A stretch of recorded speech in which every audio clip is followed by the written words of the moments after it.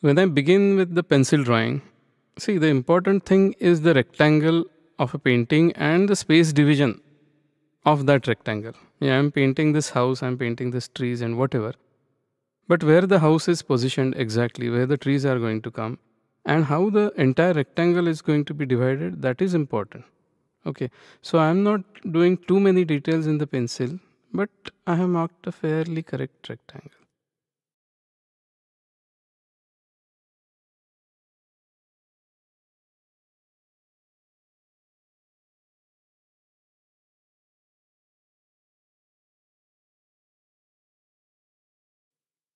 So this is cobalt blue and little bit of Prussian.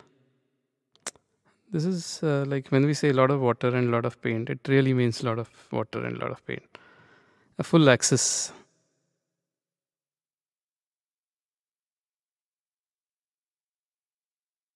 To begin with the sky mainly. Flat brush I'm using for the sky. Here I'm not worrying too much about marking the accurate shapes. Except for the white of the house, I'm bringing the same wash of the sky down on the foreground, middle ground, I would say.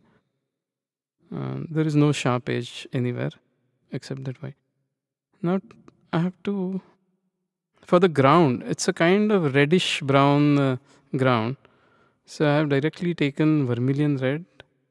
Adding little sap green makes it brown, and I have access of little yellow orange as well. So let's see. Uh, this is a light middle tone variegated wash, you can say, because there are two colors. One is slightly orangish, one is more reddish and brown. Now, similar to the sky, I am giving the bottom wash without any sharp edges. It's just covering the total mass. A little green for some trees out there in the foreground, and variegated wash simply. So the first entire focus is on major blocking. Here I am not thinking of any object or any sharp this thing at this moment. For the little shadow in the foreground, I'm just adding some accents of blue, red. Maybe later on I'll do a little darker for the shadow. But currently I'm just making the bottom wash little more interesting. These are like wet in wet effects, but just accent. Now background trees also I've started with yellow, but basically most of those trees are against light, not against light, but it's a dark foliage almost against light in the shadow. So I'm starting with yellow with little spray out here, but soon enough I'm going to go dark on that. Okay, little orange is also always good added with yellow. The reasons we have spoken and we have talked about this in the book. Now this is the viridian green and little red. Oh, this tissue, you should always have a tissue at axis. Now this is the darker green, which was a little red violet added in viridian. But I also want to show some more red color in this, which automatically looks like a shadow portion of the green, the complementary color of the green. Okay. Now the background wash is completely one mass. Okay, there are no separate objects shown except for little sharp twigs or branches I want to show. But the whole thing is there is a variation of color and tone, little bit of variation, but it's entirely one mass. The sharper edges are the house for the house, but inside the foliage there is no sharp edge as such.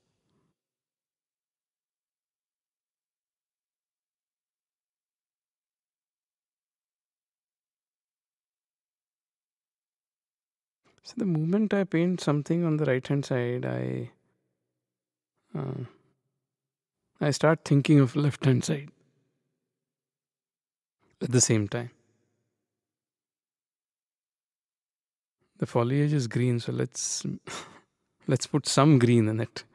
Till now we were very dark green or either yellow. So I do want some color in that as well.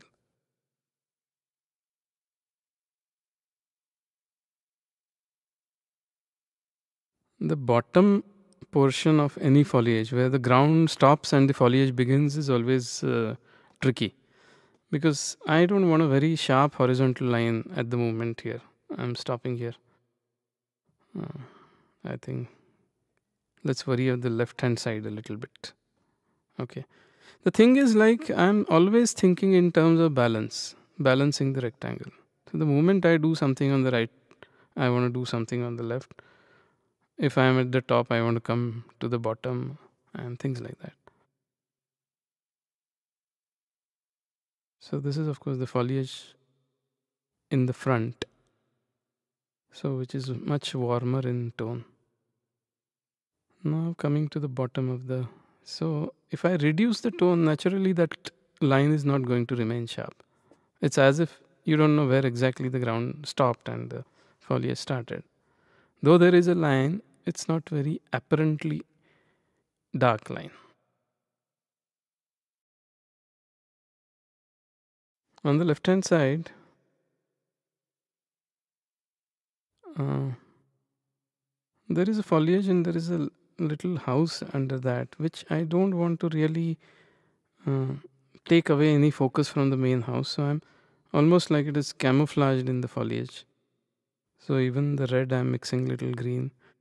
And the same house, same foliage on the left hand side, I want to merge it with the shadow at the bottom. So it is one L shape, as you see, starting from the left up corner and coming down and moving towards right. So I want to create that as one mass. Now these are some tiny vines and foliage in the foreground, just to keep the interest.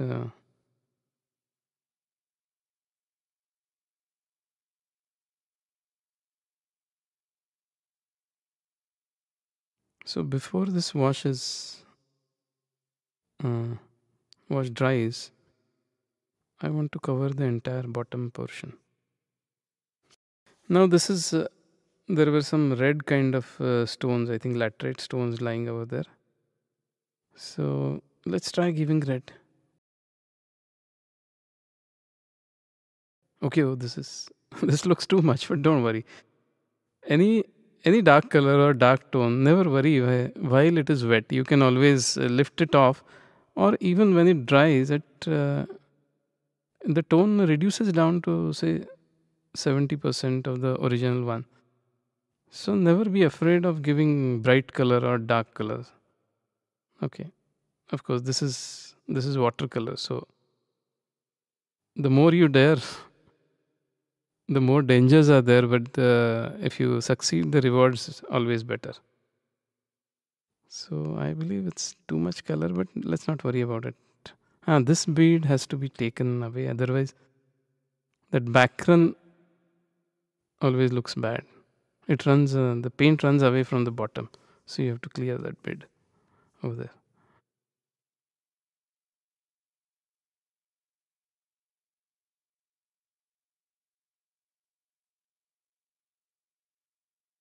Now there's a bright red down there. I think let's see if the roof can balance this red off. The roof, of course, the roof I don't want to paint it vermilion red or crimson red. I have added little blue and green to make it slightly violetish and brownish. But I have painted the roof. This is like one clean triangle. Okay, not much of variation in it. The graphic form of that triangle and the rectangle below is what is in my mind. Not too much variation there. A flat wash, rather.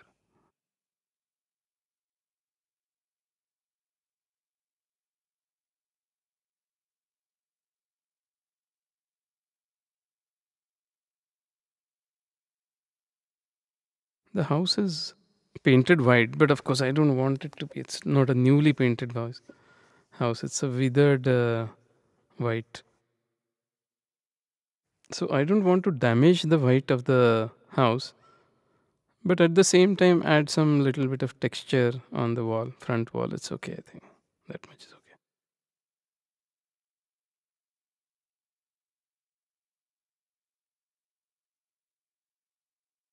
Now, I think we'll go to the sharper details of the trees, maybe tree trunks.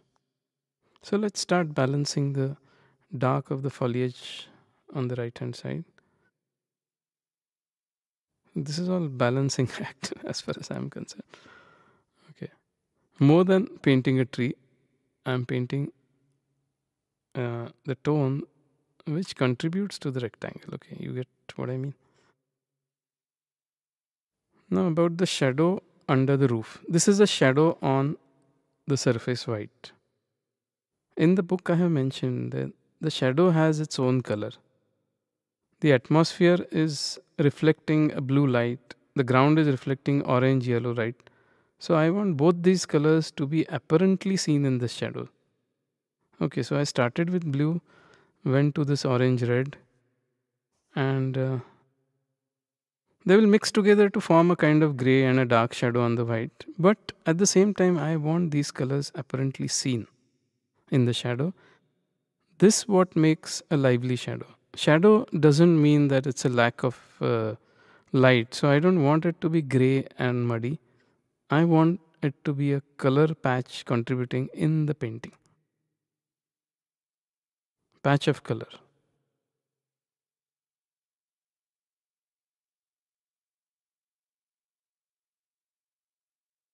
Now talking about this is the sharp edge of the house. So I have created one sharp edge, and this is the shadow, little bit of shadow areas. But those strokes are not creating any sharp edges. So it's an interest of sharp edge on one side, blur edge on the other side. Now let's do these trees in a sharp. This is almost cream and butter consistency brushstrokes which I am giving, which is always fun. You know, it's interesting to create sharp brushwork. I don't know. I like it. But the point is, you have to be really on your toes. You shouldn't overdo it. It's very interesting to create this, but too much will damage. Okay, so just be cool at this point. And maybe little after I use this cream and butter consistency brushwork, I would always want to diffuse it a little bit with milky color. So here I take little more yellowish greenish and merge some of them into. So the entire thing looks more homogeneous and harmonious. Otherwise, these sharp brushwork will just superimpose the whole thing, and mm, yeah, that's it. So I want to harmonize it or homogeneity, more of homogeneity, I would say.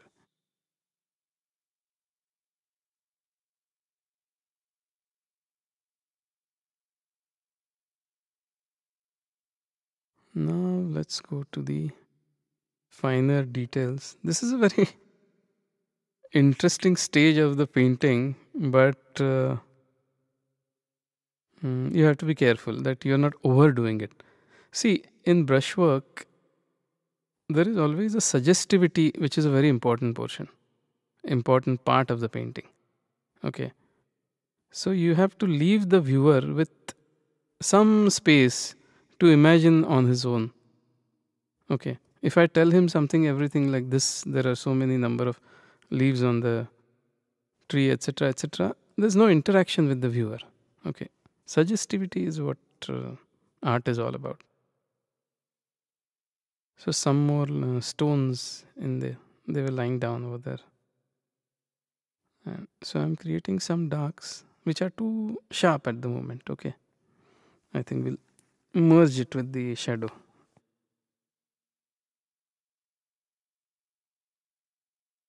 Few sharp edges and a lot of blur edges. I think that is what is required here.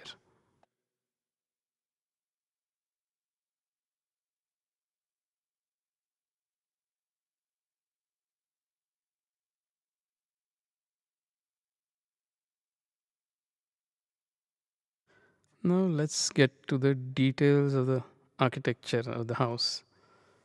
See, in usual course, I wouldn't have done the details on the house so sharply, but currently, this is like front elevation of the building, and some of these architectural characteristics are so interesting, and they are going to contribute as a graphic element in the painting. That's why I'm doing them more sharply. In a conventional landscape, I might not have done it so sharply. But here I'm more concerned about their graphic contribution.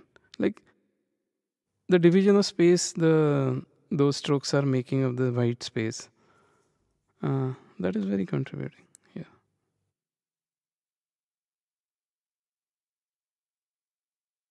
Now this is one tree. I mean, there should be one tree which is in front of the house. Otherwise, the house on the right and three trees on the left. The one I want to draw one tree which is overlapping the house, connecting all the elements together. This is rigor. Rigor is a nice thing. You know, whoever invented rigor must be great.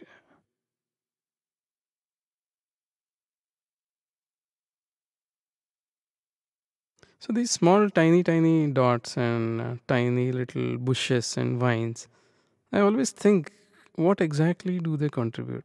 I mean, they contribute some kind of interest, definitely.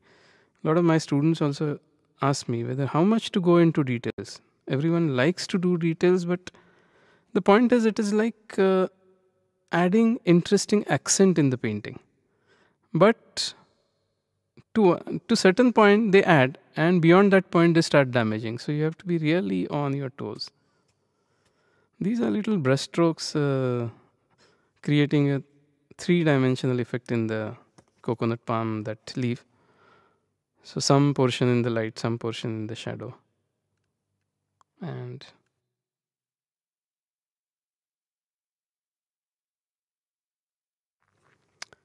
now the important part, the architectural details, even more on the house. Okay, I'm going to paint tiny, slowly, uh, those window details and etc. The dark lines define the light lines. Subtractive method, you know that. There's a lovely grill on the ground portion. It's a large window with a wonderful grill out there, and which is, yes, I think contributing graphically. I've been saying this again and again because in usual cases I wouldn't have done that, but here I'm particularly doing it for their interesting contribution. See, the point is the speed has slowed down at this moment, and I'm thinking of every brushstroke that I'm giving. So everything that is very measured and calculated at this point. Anything more that I'm going to do is going to be more damaging than contributing at this point. Initially, it doesn't happen. You are in larger masses, larger washes. So if you go a little here and there, it doesn't damage to that extent. But now you have to be really on your toes and think twice. The fence in the foreground, okay, that's creating kind of steps from the house, okay, coming down in steps and creating a graphic pattern. Little bit of bushes down there. So this is a very high anxiety portion. Okay, you are almost wondering where to stop. I always ask one of my friends to stand next to me and just hold my hand. Now stop here. And he's good at it. Otherwise, but today I have to think for myself. We're almost at the end, I think.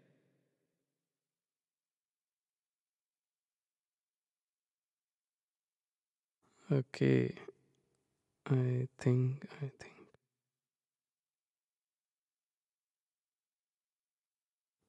the best way to stop is maybe not yet. The tiles on the roof. Okay, let's do it. Let's see what happens. It's an interesting portion. Again, the rigor. Just put the rigor on the paper and give a little shake to the hand, and it creates a tile on the roof. And yeah, this is creating just, I mean, without disturbing the mass of the roof, it's creating a texture on the roof. Not very dark at this moment. So, okay. If this was not there, wouldn't have made much difference, but I am happy doing it. This texture of the tiles. Now, how much more? Or shall we call it? I think just a little more, maybe.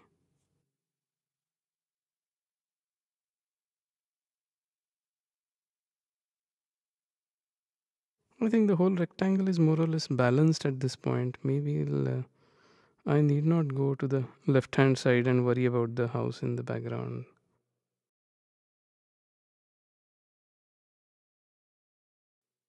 A little dark here with a flat brush.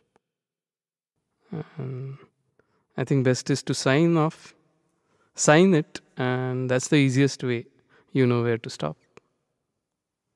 Great.